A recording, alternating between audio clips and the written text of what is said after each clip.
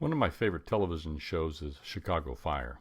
I'm in awe of the variety of challenges that firefighters face, people who run into buildings instead of running out, people who face, at times, unimaginable challenges in their line of duty. Recently, I read a quote, prepare like firefighters, and it got me thinking, what if, as recruiters, what if we had the same intentional approach to accomplishing our goals as firefighters do? They think of all the things that could go wrong. They anticipate, they train, then they focus on getting the results they want that they have to produce. Today, we're going to look at the results that we want to pursue. How do we anchor them in our mind and then prepare a workable plan that we execute each day that will lead us to our goals and maybe even our dreams? For many of us, here's our idea of a planning strategy process. It's the proverbial to-do list. But what if we thought more strategically about what and how we want to accomplish those items that bring the greatest results? What if we looked at our day in a more strategic way? What if we make daily strategic decisions that help us prepare for the pulse points that drive our business? Now, there's a famous baseball player, manager, and also world-renowned philosopher by the name of Yogi Berra. And Yogi has a lot of yogi-isms, but one of my favorite ones is if you don't know where you're going, you're going to end up someplace else. And that is so true about the recruiting industry, that we need to focus our mind on a day-to-day basis on the goals that we want to obtain. What do we gain from setting goals? What it does is it helps us to focus our attention on the things that are most important to us. It stretches us. It becomes a measuring stick, a barometer that makes it harder to rationalize when we don't actually do the things that we know that either we're supposed to, that's expected of us by maybe a boss or a manager, or maybe that it's expected of ourselves. It gives us a point to build a plan around, and most importantly, I think it gives us the greatest tool a recruiter needs. It gives us the ability to create our own internal energy. You see, what happens, what your mind focuses on, you make happen. What's critical in goal setting is there are 4 basic guidelines that we have. Then we're looking at setting a goal for ourselves, whether it be for a day, a week, a month, or a year. The 4 questions we have to ask ourselves is, first of all, can you quantify it? Is it measurable? You can't say you want to make more phone calls. You need to have a specific number that can be measured. The second is, are those goals that you have set, are they believable to you? Is it something that you think is realistic in your mind? It doesn't do you any good to set a goal, have a goal in front of you, something you're trying to obtain that in your mind you just don't feel like it's believable. And third, is there a time frame that's associated with it? Do you have some time specifically set aside that I want to get this done within the next hour, within the next day, within the next week? Some time frame for you to be able to measure yourself with. And fourthly, what's most important is, are you emotionally connected to the goals that you have set? Do you have something tied to, if you accomplish this goal, that you're going to gain from it? Maybe you've got something specific in mind of a new car, a new home. Maybe it's an addition to the wardrobe. Is it something that you are emotionally connected to? Something that's important to you that you can keep in front of you from either physically or mentally that helps you to be able to maintain your focus? Or maybe it's the other. Maybe that if you don't accomplish something, what pain will you experience? Is there a price you will pay for not doing something? See, goals without emotional attachments are just tasks. That's all they are. The reason that's so important is it's critical for you to be able to measure your output, not your outcome. There's a friend of mine, Truett. Alan works for one of the largest recruiting firms based in Houston. It's actually one of the largest recruiting firms in the country. I ran the Truett in April one year. And the reason why it was so important is that Truett normally builds on just an average year $700,000 to $800,000 a year in direct hire fees. It's year over year, and as a matter of fact, he did $800,000 plus many times. But in April of that year, I ran into him, and he had only billed $17,000 for the year. And the clients that he had billed the year before, out of the 10 clients that he'd worked very, very closely with, 9 had stopped dead in their tracks, and I believe 3 of those had actually gone out of business. And I asked Truett, you're at $17,000 for the year. What are you going to do about it? And he told me something. He said, Mike, I'm going to measure my output, not my outcome. That's what I do every day. I measure the number of phone calls that I make. I measure the number of contacts. I look at the number of searches I've generated this week, the number of candidates that I've recruited. I look at the number of presents, the number of interviews. I measure my output. The following spring, I ran into Truett again, and he had jumped from that $17,000 April to finishing the year and billing over $800,000. He had actually exceeded the goals he had set for himself six months before I ran into him. Yeah. Do you think strategically each day about what you want to accomplish? You see, it's daily decisions that equal great performance. How do we take all this knowledge and turn it into action? I think that what we've got to do is we've got to up the time and the focus that we spend on preparing to generate the results that we want. And so what I've come up with is I've designed something that's called a peak performance planner. And it's something that's actually revolutionized the productivity that I have on a day-to-day basis. And I'm going to walk you through this planning process. The first thing is you got to stop and you've got to look at the end of the day, what are my hot searches? Not simply look at the list of searches you have, but the list of contract assignments you're trying to fill. See, I believe that what you've got to do is you have to touch every job every day. If you have 5 jobs, if you had 10 jobs, if you have 15 jobs, you need to touch every job every day. But you got to focus your attention on those that are going to generate revenue for you.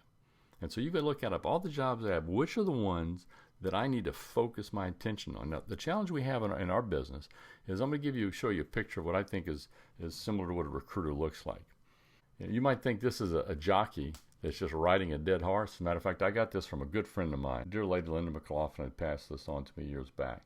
That she said, Mike, look at your dead horses and you just got to throw them in the ditch. You got to quit spending time on horses that are just never going to cross the finish line. And so when I look at this, I think of this as being a recruiter who is just spending time whipping a search assignment or contract assignment that is a dead assignment. And we've got to look at those jobs where the clients are not responding to us, those needle in the haystack searches that we can spend countless time and energy trying to fill. And they're just not going to produce the results because we don't have as much information we need. We don't have the response from the clients that we need. It's something that's on the side of our market as opposed to the heart of our market. What are the dead horses we have? We need to get them off our desk and throw them in the ditch so we can focus our attention on those that are going to produce revenue for us. We need to look at who our hot candidates are. I believe the greatest separator in our industry are the candidates that we're able to generate and take to the marketplace. So you need to look at your desk and say, out of the people that either I or my team has recruited, which are the ones that are the A-plus candidates, that if you pick up the phone and you call and you present them to a client, that client is going to go, oh my gosh, I've got to see him. Or the person that you've recruited that has special education, special work experience, some special skill that's high in demand in the market, that when you call a company, you tell them about who you've recruited, that you will brand yourself in their minds of being someone who has the ability to generate superior talent. I think of people that I've put to work and placed over the years, and one comes to mind as being one of my favorite ones that I ever worked with was I recruited somebody out of the East Coast who was actually a Harvard graduate who had made a last-minute decision after graduating to move to Houston and did not have a job here. And when I found out about her, I ended up contacting 5 companies, generated 3 interviews and 2 offers. And it was so much fun talking to these companies because they said, you have a what? And I ended up placing her in a situation with one of the companies that turned out to be a very large client of mine for a number of years because they saw me as being the type of person that had the ability to find special candidates. Who are your A-plus candidates you're going to take into the marketplace and brand yourself as being somebody who has the ability to find special talent? References, in my mind, is one of the greatest tools that we have. Reference checks is a tool that can lead to money. And it's something that a number of people in our industry have a tendency to think of as an administrative task as opposed to being a business development task. I ran across the statistic recently that the number of the number of messages that I leave that get returned has grown to a point it's 1 out of 27. 1 out of 27 messages that I may leave gets returned. However, if you leave messages asking somebody to return a phone call that has to do with conducting a reference check, that number drops all the way down to 4. I believe in stacking my deck as best that I can to generate an interest in somebody wanting to speak to me who's a decision maker that I can start building a relationship with. Reference checks are one of the greatest tools we have to generate information so that when we take those A-plus candidates or somebody that we want to present on a job, the information we gather from reference checks ends up taking our presentations and pushes them to a much, much higher level from an impact standpoint. Unfortunately, the clients that we speak to are going to give much more credence to the information that we share about what our references say about our candidates than we do about what we say about the candidate. So if you want to arm yourself for the day, if you conduct reference checks and get pearls, information about a candidate where a client says that, a previous employer of one of the people that you might be working with says, this is an individual who had drastic impact on my company because of the way that she was able to meet deadlines, the way she was able to have self-direction in working her way through projects, the ability to go in to bring a sense of calm to an office in the middle of a harried day. That's going to have a whole lot more impact than anything that you might come up with. And so I think that we need to gather information. We need to build a sort of a packet on somebody that we're going to take to the market, and references give us a tremendous, tremendous tool in order to do that. References give us the ability to go in and gather information about what's taking place in the marketplace, not only now but down the road, because we get a chance to talk to decision makers, and they become a tremendous source of recruits. Whenever we talk to somebody and conducting a reference check when somebody has left an organization and the position has already been filled, there's a chance that they may have interviewed 4 or 5 additional candidates besides the one they've hired. And your ability to find that information about those individuals that they didn't hire can help generate contacts and future referrals for you. I think that references need to be something that we raise to a higher level, and we need to spend some time thinking each day, what references do I want to do this day? We need to think in terms and move away from just putting a to-do list, a task list. I think that's how we end up finishing our day. We need to spend more time making daily strategic decisions that can drive the results that what we get to. And I think the to-do list needs to be broken down and into sort of 4 quadrants. The first one is the closing quadrant. It's like, what do I need to work on tomorrow? Some people call it close to the money. I refer to it as something that, what do I need to do that if I spend time on it, I can move my process forward to whatever the next level is? What can I do to move something forward? Neil Rackham wrote a book called Spin Selling that he discusses the difference between advancements versus continuances. See, we get hung up a lot of the times in just being in contact with a company or a candidate, and all we're doing is continuing the conversation, but we're not advancing it. The closing process is, what do I need to do to move things forward? Is there somebody I need to go in and get feedback on? Is there something in the process that is close to getting a decision made? And what happens if we don't have much in this box, there's a flag to us that we need to be spending some more time in this area, which is the matching. Who do I have to present on a job that I currently have that's open? What references do I need to check? Be prepared to do a presentation to be able to match things. What do I have in process as far as matching candidates to the jobs that I have? The next step is the mining quadrant. What am I going to do in the marketplace tomorrow to go and mine, to look to add business onto what I currently have? I don't care if you have 10 or 15 open jobs. Each day you need to be doing something to mine for future business. Because what you do tomorrow, you're going to generate results from it, from a business development standpoint, in 30 to 60 to 90 days down the line. If you don't spend time tomorrow mining for future business, what's going to happen is that sometime in the near future, what you currently have open, the currently have that you're working with, is going to no longer be there. And you're going to be in a situation where you're going to have to start your momentum all over again. So each and every day we need to spend time mining, looking for it. So this is the area that, if you look at the call list that you've put together, out of all the calls that you need to make, think strategically about those calls and say, out of the calls that I have, I've got 5 leads that I need to follow up on. And I need to make sure that I get in contact with those 5. These are things that I've heard about that I want to call and check on. Or this is a key contact that I need to reach back to because I haven't spoken to this person in a while. Or is there somebody that you need to look at getting back in contact with that is a go-to person that has the ability to point you in the direction that you want to go to? Instead of just putting a call list together, we need to think of, if I want to go and mine the database that I have, my internal database, whatever your CRM system is, if I want to go and mine my current network, like LinkedIn has become a tremendous tool for me. If you go and look at my LinkedIn contacts, who have I not been in contact with in a while? That's a key decision maker that I want to make sure that I keep my name in front of them as being a potential go-to person for them.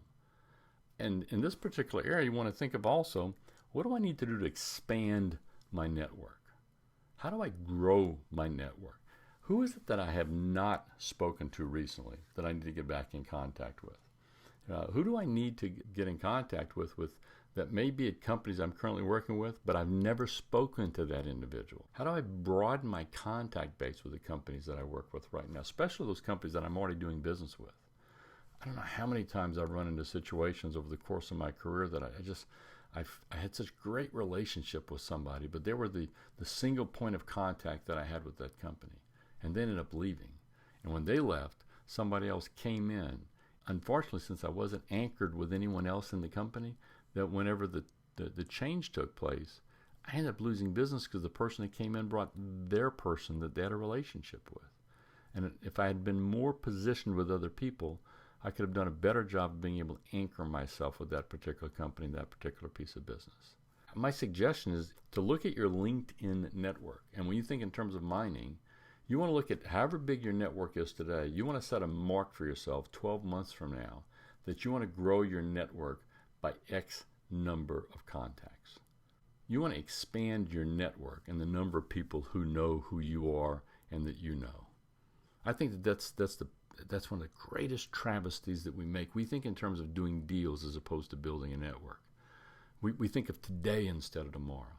See, if you're building a network for yourself of key contacts within companies, what's going to happen is that if you only have, I'll pick a number, if you only have 50 key contacts, the difficulty you're going to have in generating business, right, is going to be far greater than if you had 100 contacts, which is going to be more difficult than if you had 200 contacts.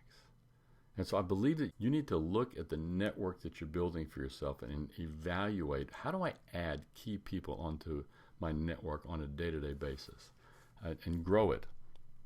And this is the oh yeah box. Now what the oh yeah box is I call that life. These are the things that, oh yeah, I got to do that. Oh yeah, I got to do that. And what happens though is there's sometimes that there's something that is so important that we need to do that we have a tendency to put it on our to-do list, and it sort of interferes with our day. You need to make sure that you take your life issues and create enough time to get those done, but at the same time, not let them push your other business aside. What the oh yeah box is about life stuff. It's all the things that we need to do, like open a bank account, maybe go to the dentist, take a child to the doctor, meet with somebody at school, just life things. And these things are important.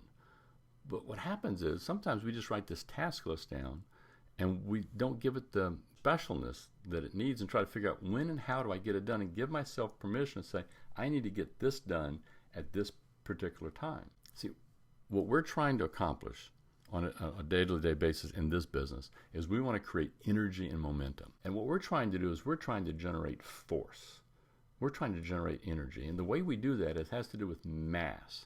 And mass for us is the amount of activity that we do on a day-to-day basis. How much activity do we get done? How many calls do we make? How many reference checks do we do? How many presents do we do on jobs? How many people do we send on it? What's the mass of activity that we generate? Massive output. But what we have to do is we have to look at a times acceleration. In other words, how fast can we get it done? That goes back to that internal energy I spoke about earlier. How fast can we get it done? Because if we take the maximum amount of activity and we look at getting it done in the shortest period of time possible, what happens is we generate a force where our productivity increases.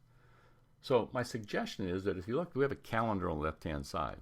And instead of saying, tomorrow I need to make 50 phone calls, 60 phone calls, 70 phone calls, whatever that is, look at your clock and look at your schedule for tomorrow. So, between 8 and 9 o'clock, I don't have any meetings in, and that's my power, and I'm going to be making my reference check calls in an area. In that 8 to 9 o'clock time, I'm going to have, maybe it'll be outbound phone calls, or maybe you'll have the number of connects that you need. But my suggestion is write the number down in that line that shows between 8 and 9 o'clock how many connects do you want to get, or how many outbound calls do you want to make in that period of time. And then from 9 to 10, how many calls do you want to make? And then from 10 to 11. But at 10 o'clock, you may have a meeting that you're going to be called into, and that meeting is going to run at least 45 minutes, and so it's ridiculous for you to plan on putting the same amount of calls in at 10 o'clock that you will at 8 o'clock. And so when you look at your day and you divide it out and you have the target, you say, tomorrow my output, I need to get this much activity in this period of time. All right? And you start breaking it down into hourly blocks. It creates so much more drive and punch, especially when you look at what I call let's make a deal. What you're trying to do is you're trying to figure out with the phone calls that you need to make tomorrow. Remember the let's make a deal? You have curtain number 1, door number 1, door number 2, door number 3.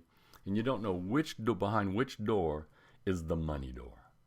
In our business, we don't know behind which phone call is the money call. We need to make sure we have enough outbound phone calls that we're consistently trying to figure out behind which one of these phone calls is my money call.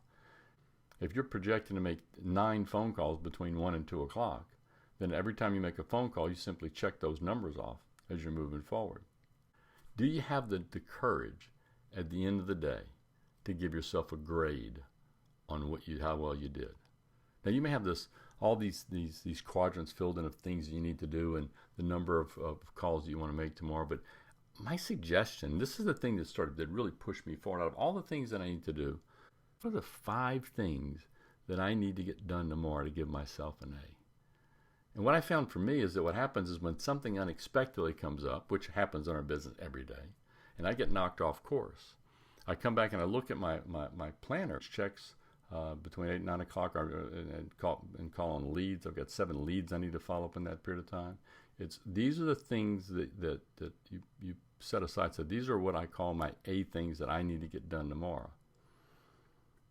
So this is the Peak Performance Planner. This planner has huge impact for you if you do things such as setting time aside at the end of the day. And that's why that 5 o'clock time period I think is so important. In this business, we do not give ourselves permission to spend enough time in planning. It's something that we do, oh yeah, I'll get to that later.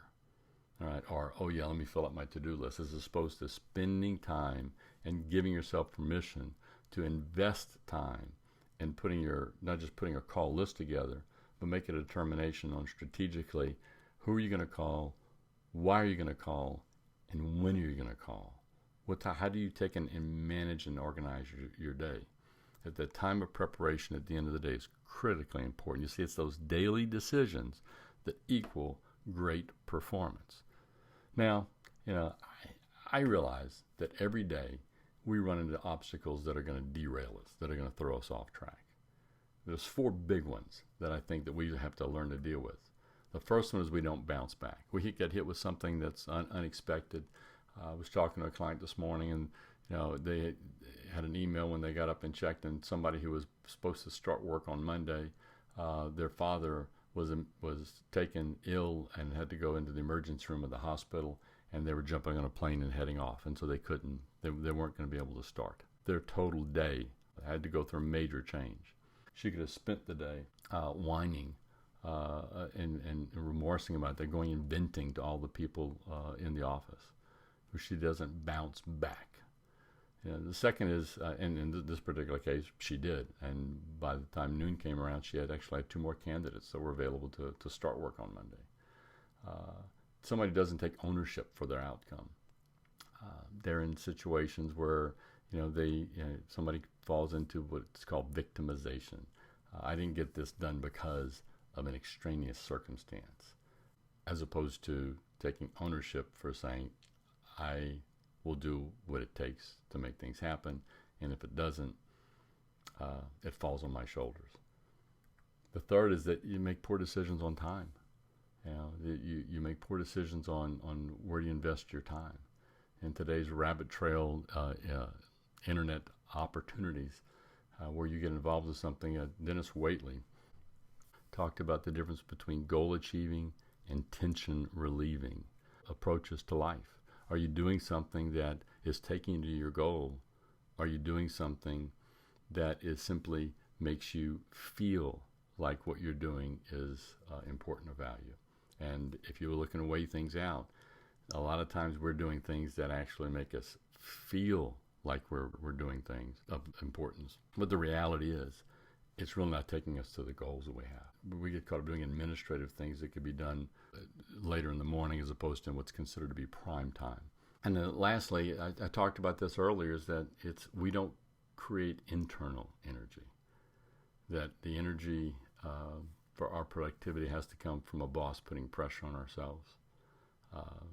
Possibly that if there's not a contest going on, that you just kind of move through the day, but you're not creating an internal drive to raise your level of performance. You see, obstacles are things a person sees when he takes his eyes off his goals. Obstacles are a thing a person sees when he takes his eyes off his goals. What we've been talking about is making daily strategic decisions. Attached to this is you have the ability to actually download this planner. So this is something that I hope you do choose to use that.